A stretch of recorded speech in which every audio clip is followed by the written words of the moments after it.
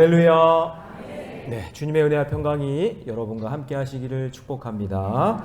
자, 우리 옆에 분, 뒤에 분 함께 인사하겠습니다. 당신은 생각보다 괜찮은 사람입니다. 인사하겠습니다.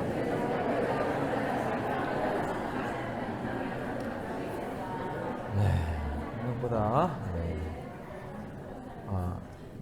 자, 우리 옆에 분과 또 인사하겠습니다. 이제 알았어요. 인사하겠습니다.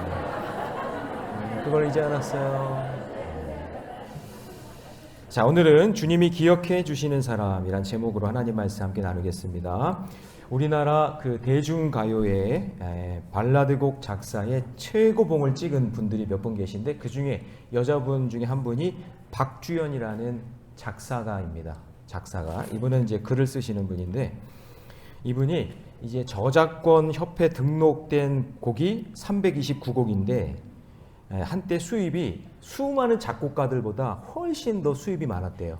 그러니까 아주 주옥 같은 그런 가사를 많이 써서 음대에 음악을 만드는 그 대학에 이제 작사 부분이 있어서 과목이 이분을 연구하는 과목이 있을 정도로 그래서 작사를 함부로 하지 말고 어떤 곡이 있을 때 이 박주연이라는 분이 쓴 이 곡을 잘 연구해야 훌륭한 작사가가 될 수 있다라는 그런 이야기가 있습니다. 그런데 이분이 인터뷰에서 이런 말을 합니다. 남이 써준 작사 작곡이 아니라 자기 손으로 직접 써본 글이 자기 머리 기억 속에 남는다는 거예요. 자기가 직접 써본 거, 남이 이렇게 써준 거 말고 자기가 손으로 이렇게 써본 것이 그것이 자기 기억에 남는다. 당연한 말이죠. 근데 이분이 보니까 중학교 때부터 쓴 일기장을 공개를 하더라고요. 그래서 여러분 제가 한번 이거 불러보고 싶은데 이것도 예배 시간이라 대중가요라고 부를 수도 없고 아주 그 수많은 주옥 같은 그런 가사들이 이미 중학교 시절 일기장에 다 기록이 되어 있던 거예요. 그러니까 이분은 어떻게 음악을 작사하냐면은 자기 일기장을 들춰보면서 그때의 그 감정과 이렇게 매칭이 되는 그 멜로디가 있으면 그 가사를 이렇게 뽑아서 약간 수정하고 약간 이렇게 덧입혀서 곡을 만든다라는 거예요. 그러니까 손으로 기록한 일기장이 있었는데 그 기록된 것이 자기 기억에 있고 그 감정과 그 마음이 그 손과 머리에 남아있다라는 거죠. 그래서 지금도 작사를 할 때는요, 이분은 그 컴퓨터를 사용 안 한대요. 컴퓨터로 이렇게 하는 게 아니라 직접 손글씨로 써서 이미 썼던 가사를 하나하나 살펴보면서 이제 작사를 한다라는 거예요. 제가 이제 이 말을 이제 들으면서 이게 신앙생활과도 연관이 되어 있겠구나 이런 생각을 하면서 우리 천지 사방에 지금 널려 있는 사람들이 만들어 놓은 유튜브에 어떤 그런 기록물들이 있잖아요. 수백 개, 수천 개의 그런 설교들을 내가 눈으로 보고 귀로 듣는다고 해서 거기에 있는 어떤 감정이나 거기에 있는 어떤 메시지나 거기에 있는 그 모든 것들이 내 몸에 기억에 남는 게 아니라는 거죠. 그냥 흘러 지나가 버리게 된다라는 거예요. 그러니까 그게 아니라 작은 것 하나라도 하나님 말씀 한 절이라도 하나님 말씀 한 절이라도 다 아멘 할 때까지 하나님 말씀 한 절이라도 직접 읽고 직접 써보고 그래야 자기 몸으로 직접 체득이 되고 기억에 남는 소중한 메시지가 된다라는 생각을 하게 된 거예요. 그 순종의 삶을 내 몸이 기억하고 그 몸에 기억되어 있는 것이 어느 순간 내 머리에 기억이 되살아나서 나도 모르게 그런 말을 하게 되고 나도 모르게 그런 행동을 하게 된다는 거죠. 그러다가 어느 날 문득 바로 이거야. 그 다음 똑같은 하나님의 명령이 선포가 되면 내 몸이 기억하는 거예요. 그 말씀이 내 몸이 기억하는 대로 자동적으로 반응하게 되는 거예요. 자동적으로 예배하게 되고 자동적으로 기도하게 되고 자동적으로 무릎 꿇게 된다라는 것이죠. 그래서 예레미야서의 이 전반적인 분위기는 하나님을 떠난 이스라엘 백성에 대한 하나님의 안타까운 마음이 담겨져 있어요. 그래서 하나님이 안타까운 그 마음을 전하기 위해서 기록할 사람, 하나님의 마음을 기록할 사람, 그리고 기억할 사람 한 사람을 선발을 하는데 그 사람이 예레미야라는 사람입니다. 이 사람은 어디 살았냐면요, 예루살렘에서 한 5km 떨어져 있는 변방 아나돗이라는 곳에 살았어요. 이 아나돗이라는 이름의 뜻이 바알의 아내예요. 바알이 누군지 알죠? 아주 우상의 대장 아니겠어요? 그 우상의 대장의 아내라고 하니까 여기도 마찬가지로 엄청난 우상이 있었던 곳이겠죠? 근데 이곳에서 조상의 실수로 몰락한 제사장 가문 출신이고 또 그런 몰락한 제사장 가문이었기 때문에 자기 마음속에 엄청난 열등감과 수치심으로 가득한 한 청년이 있었어요. 그리고 자기 정체성은 제사장인데 자기가 제사장 가문에서 이렇게 자라왔으니까 자기 정체성은 제사장인데 기능적으로는 아무것도 할 수 없는 예레미야라는 이 청년을 부르셔서 주님이 말씀하시는 거예요. 야, 너 아이라고 하지 마라. 내가 너를 짓기 전부터 알았다. 너 어머니 뱃속에서부터 나오기 전부터 내가 너를 기억했고 내가 너를 부른 거야. 너는 내가 너를 통해 해야 될 일들을 잘 기억하고 저 열국에 향해 외쳐야 되는 사명이 너에게 있는 거야 라고 말씀해 주시는 거예요. 그래서 예레미야 1장에서는 하나님 말씀을 받은 예레미야를 부르시는 내용이 나오고 그리고 오늘 본문 예레미야 2장에서는 이스라엘 백성을 향한 안타까운 하나님의 심정을 예레미야에게 보여주시는데 그 전에 이스라엘 백성들과 사랑했던 아름다운 기억들, 너희 선배들이 너희 조상들이 나와 함께 했던 그 아름다운 기억들을 먼저 말씀해 주시는 거예요. 그 기억을 끄집어내는 거예요. 자, 2절 말씀 같이 한번 읽어봅니다. 시작. 가서 예루살렘의 귀에 외칠지니라 여호와께서 이와 같이 말씀하시기를 내가 너를 위하여 내 청년의 때의 인애와 내 신혼의 때의 사랑을 기억하노니 곧 씨 뿌리는 못하는 땅 그 광야에서 나를 따랐음이니라. 하나님이 기억하시는 것이 있다고 말씀하시는 거예요. 내가 이런 기억이 있다.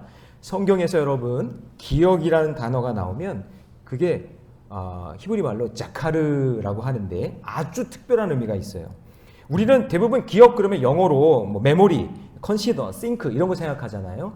그런데 성경에 나와 있는 이 기억은 하나님의 말씀을 내 마음에 새기고 그 기억 때문에 마음과 몸이 움직이는 것이고 그 기억 때문에 내 삶이 하나님의 손에 붙잡혀 쓰임받는 거예요. 그러니까 하나님은 그 기억 때문에 너와 나의 그 아름다운 기억 때문에 내가 너와 함께 살았고 내가 너를 지금까지 기억하고 내가 너를 불렀다라는 그 메시지가 담겨져 있는 거죠. 그런데 하나님이 무엇을 기억하시냐면 오늘 2절에 보니까 내 청년 때의 인애와 내 신혼 때의 사랑을 기억한다고 하십니다. 여러분 청년 때의 사랑, 여러분 사랑해 보셨죠?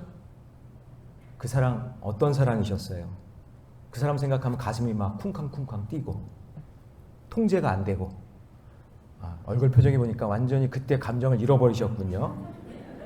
막 이렇게 풋풋하고 순수한 사람, 그러나 좀 철 없어 보이고 그리고 감정적이고 그런 사랑 때문에 실수도 하고 막 그러잖아요.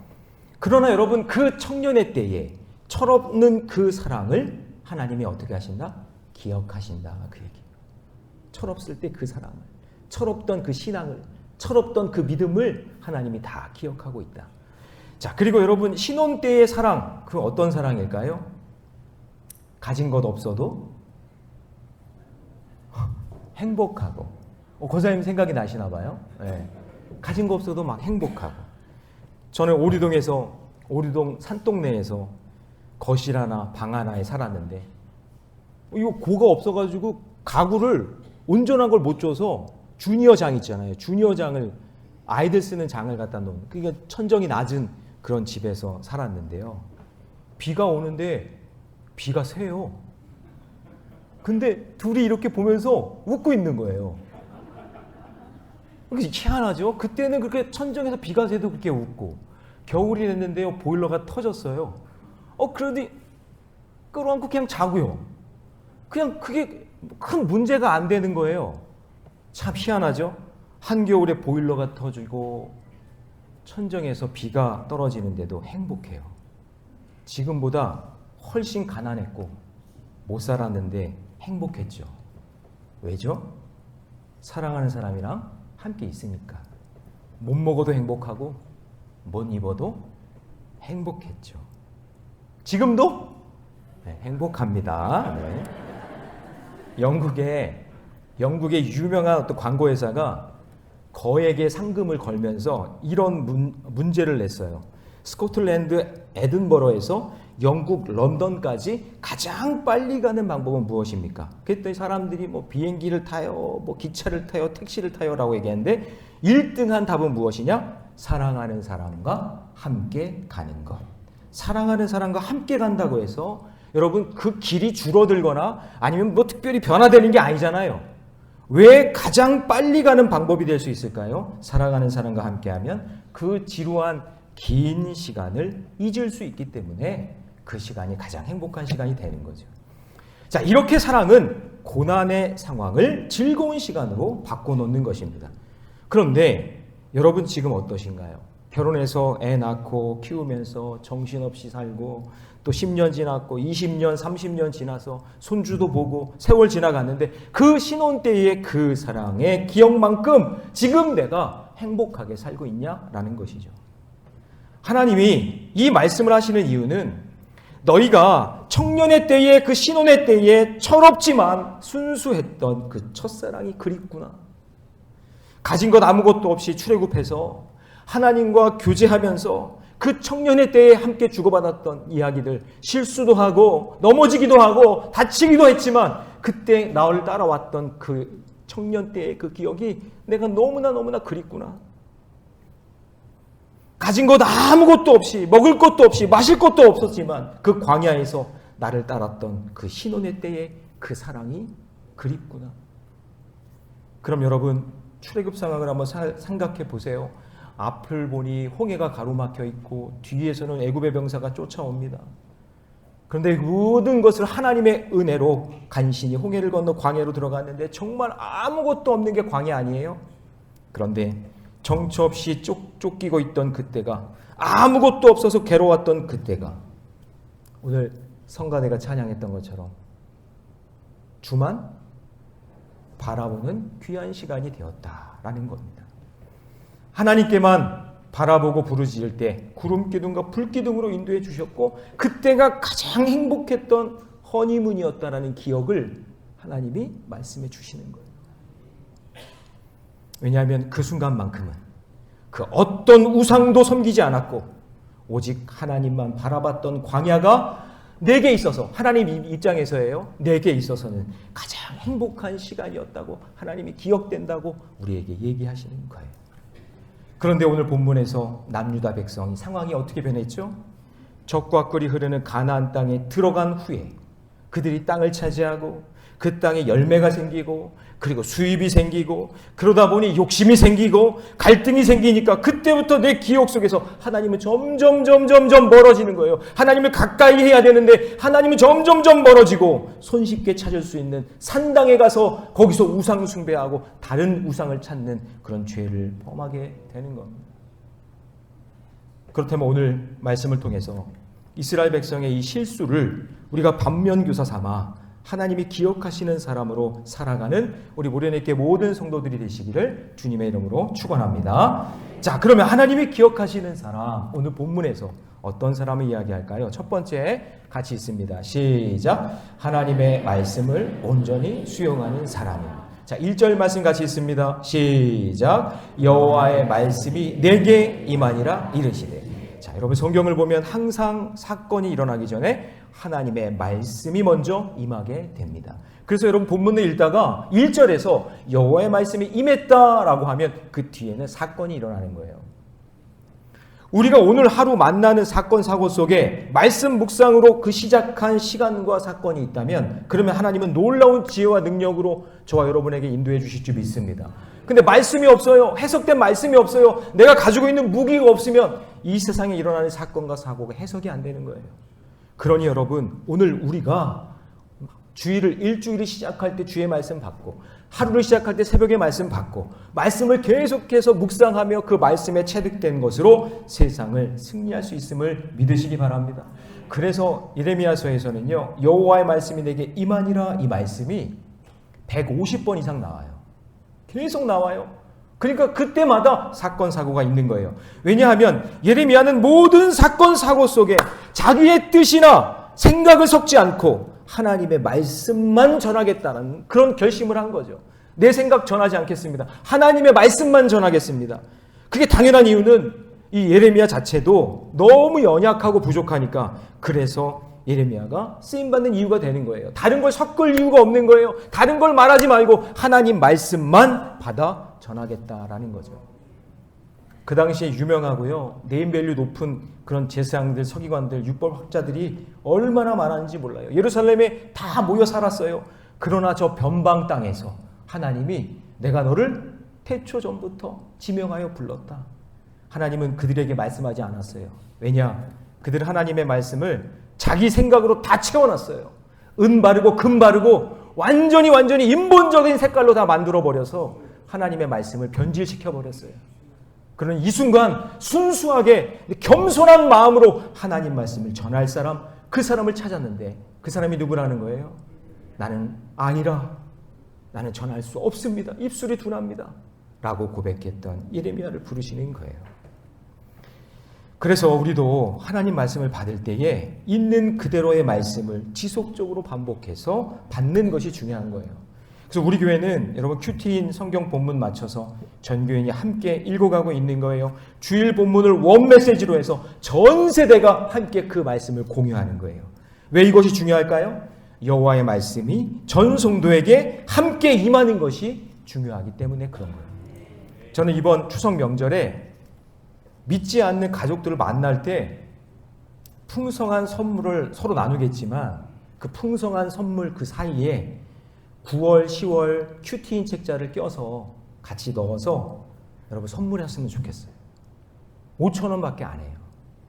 그거 여러분 산다고 저한테 뭐 누가 뭐 돈 주고 그러지 않아요. 커피 한 잔 값이니까 큐티인 책을 사서 선물로 한번 그 복음을 전하고 생명을 전하는 적용을 한번 해보시기를 주님의 이름으로 축복합니다. 자, 두 번째, 하나님이 기억하시는 사람은 어떤 사람일까요? 같이 있습니다. 시작. 하나님의 말씀을 가서 외치는 사람.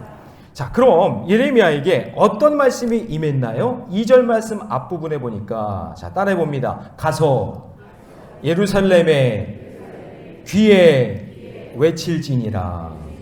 자, 두 가지 동사가 나오는데 가서 외칠지니라. 이 말씀이 내게 임하는 이유가 뭐냐? 아이고 좋은 말씀이네요. 목사님 은혜 받았어요. 그게 아니라 물론 그것도 있겠지만 더 중요한 것은 내가 하나님의 말씀을 통해 은혜 받았으면 그 말씀은 나를 위한 말씀이 아니라 나만을 위한 말씀이 아니라 그 말씀이 필요한 누구에게 그 복음을 들고 찾아가서 어떻게 하는 거예요? 외치라. 하나님은 이 사람을 기억하고 있다는 거예요. 신앙생활이라는 이 말 속에는요 관계성이 있는 건데 하나님과의 나와의 관계에서 하나님 말씀을 받았다면 그것을 내 이웃과 내 옆에 있는 지체들에게 나누어주는 관계성도 있다는 사실을 기억하셔야 돼요. 그래서 그 말씀을 내가 받았으면 그 말씀으로 내가 먼저 살아내고 그 말씀을 거기서 끝내는 것이 아니라 그 말씀을 외쳐서 내 가족에게도 임하게 하고 내 친지들에게도 임하게 하고 내 일터에도 임하게 하고 그 말씀의 씨앗이 밭을 찾아가서 두루두루 뿌리는 역사가 있게 되기를 원합니다. 그래서 여러분 오늘 여기 오신 저와 여러분들은 복음의 전달자가 되시기 바랍니다. 모든 백성들이 하나님의 말씀을 받아서 그 말씀대로 살려고 애쓰고 그 삶을 통해 하나님의 말씀이 전파되는 놀라운 기적이 일어날 줄로 믿습니다. 그래서 여러분 어떤 특별한 날에나 무슨 전도 폭발, 뭐 전도 무슨 뭐 새가족 무슨 전도 주일 이렇게 만들지 말고 그렇게 할 필요가 없어요. 특별한 이벤트를 할 필요가 없어요. 오늘 나에게 주신 말씀이 있으면 그 말씀을 내가 은혜 받았으면 다른 사람도 은혜 받아야 되는구나 라고 생각하고 외치고 전하는 그런 은혜가 있기를 주님의 이름으로 축복합니다. 근데 여기서 외친다고 하면은 꼭 어떤 분들은 그래요. 예수천국 불신지옥 목사님 꼭 그렇게 밖에 나가서 외치고 소리를 질러야 됩니까? 라고 이야기하는 사람들이 있죠.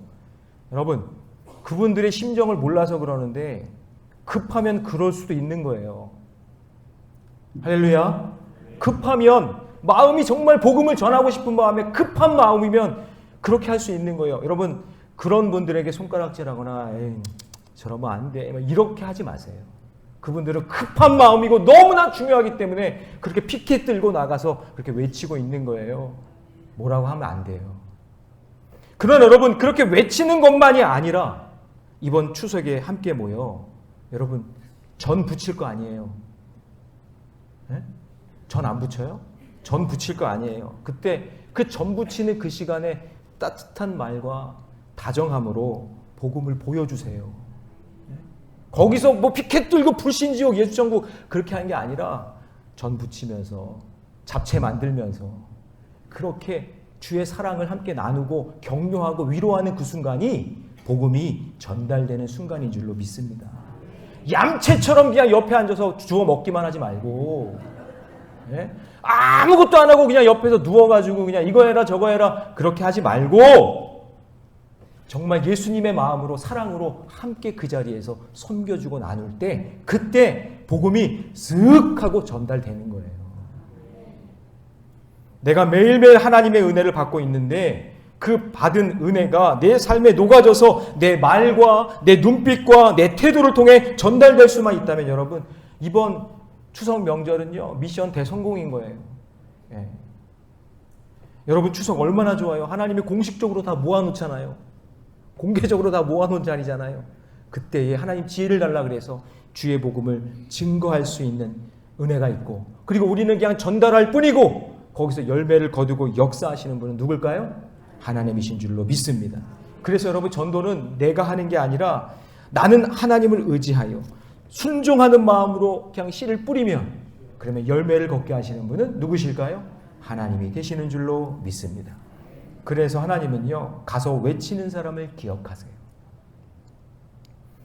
저를 따라 해보겠습니다. 가서 초치는 사람 되지 말고 가서 화투 치는 사람 되지 말고 가서 외치는 사람이 되라. 야, 이렇게 훌륭한 말을 만드는 사람은 이 땅에 많겠죠. 예. 알아들을 수 있는 분들은 알아들으시고 순종하는 역사가 있기를 바랍니다. 그렇게 외칠 때에 여리고성이 무너지는 역사가 일어날 줄로 믿습니다. 자, 마지막 세 번째 하나님이 기억하는 사람은요 같이 읽습니다. 시작.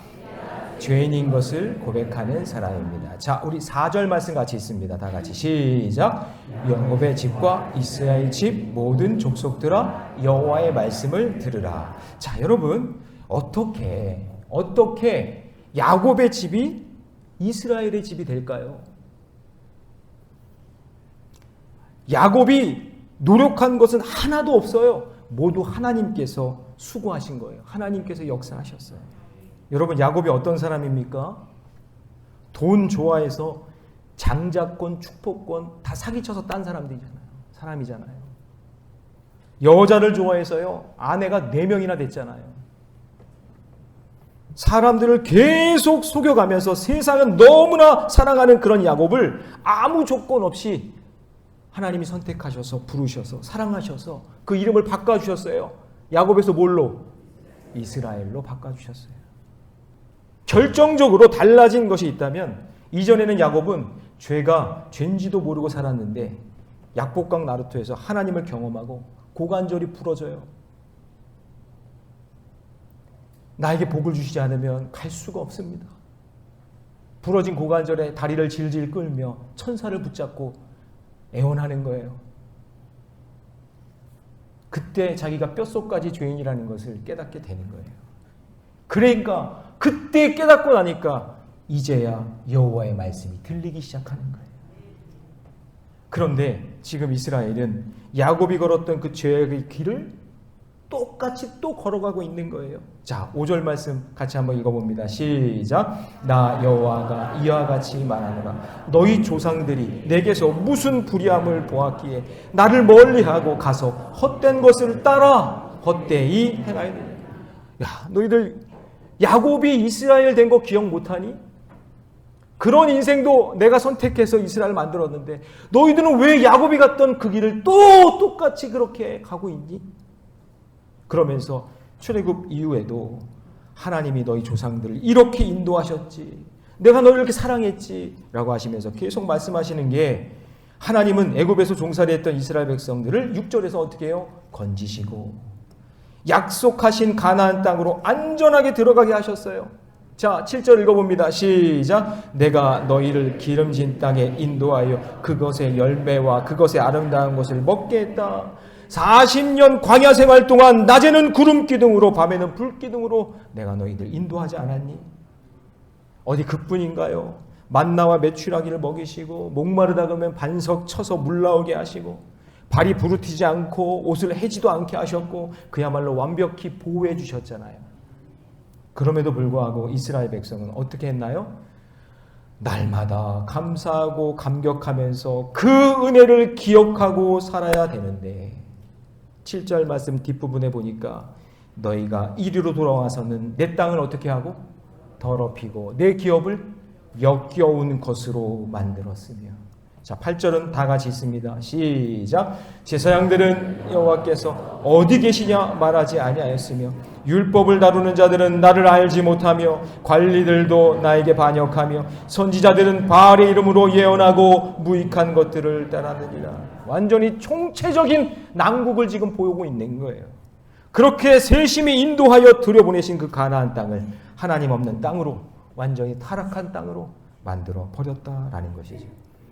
거기에 제사장들, 율법 선생들, 또 관리들까지 모두 한 통속이 되어서요. 여러분, 이게 얼마나 기가 막힌 노릇이냐면 어쩔 수가 없었던 거예요. 예레미야를 부를 수밖에 없는 그 상황 속에 있었던 거예요. 이런 악한 환경에는요, 별 인생 없어요. 저나 여러분이나 이런 악한 환경이 계속되면 별 일 없단 말이에요. 내가 그 환경에 처해보지 않아서 그렇지 우리는 그냥 뼛속까지 죄인, 100% 죄인이에요. 나를 이곳까지 인도하신 하나님을 날마다 찾지 않으면, 날마다 하나님 말씀 의지하지 않으면 우리는 별 수 없어요. 조금만 마음 편해지고 조금만 내 중심으로 바뀌면요, 어느 순간 갑자기 돌변하고 갑자기 마귀의 종노릇 하는 것이 우리 인간의 모습이에요. 모든 문제는 우리의 분수를 알지 못하기 때문에 일어나는 것입니다.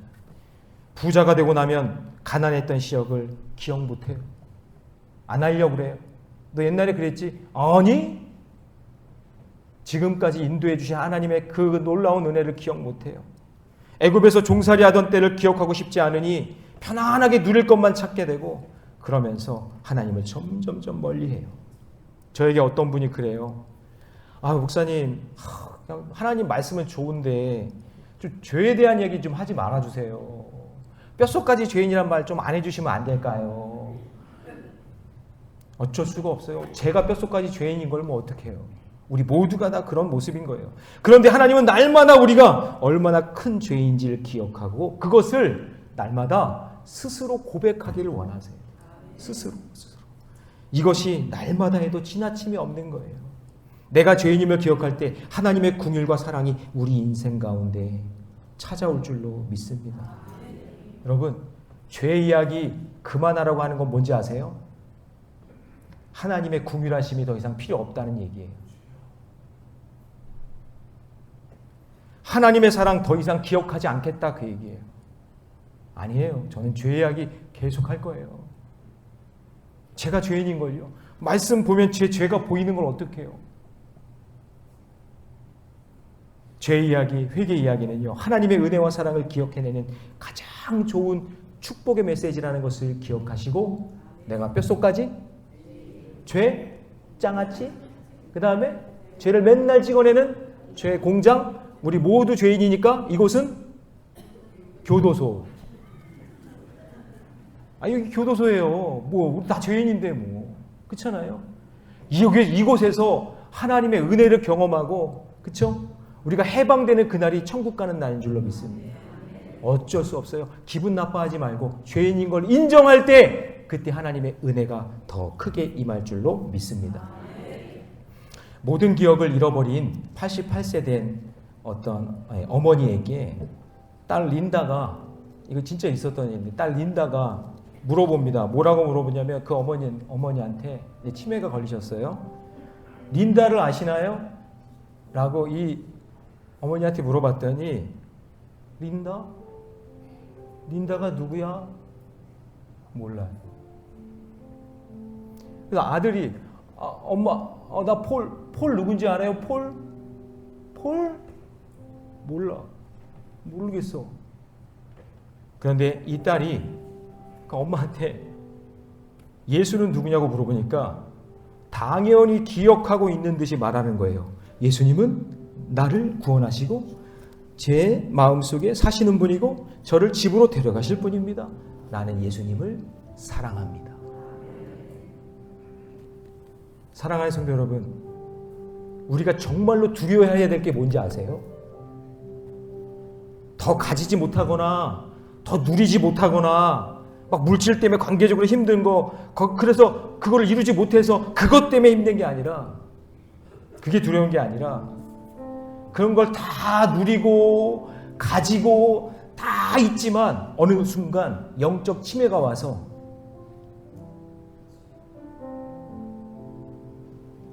하나님을 기억하지 못하는 것이 가장 두려운 거예요. 그걸 아셔야 돼요.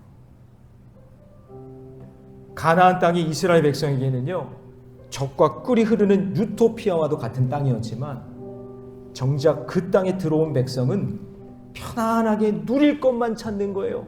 여기가 좋네. 이거 좋네. 그러면서 서서히 뭐가 오느냐? 영적 치매가 오는 거예요. 하나님을 잃어버려요. 하나님이 자신들을 그 땅으로 어떻게 인도하셨는지, 하나님이 그 광야를 어떻게 건너게 하셨는지, 그들이 배고플 때, 그들이 힘들 때 어떻게 인도해 주셨는지, 그 하나님의 그 사랑, 그거 새까맣게 다 잊어버리는 거예요. 내가 이 자리에 있는 것이 당연한 게 아님을 여러분 늘 말씀으로 깨달으시기 바랍니다. 어떤 말씀이 들리든지 아멘 아멘 아멘 하면서 수용하시기 바랍니다.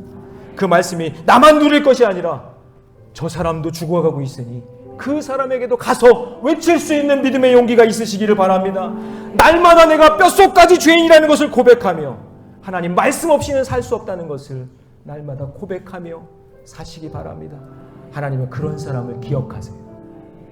하나님께 기억에 남는 그런 인생 되시기를 주님의 이름으로 축원합니다.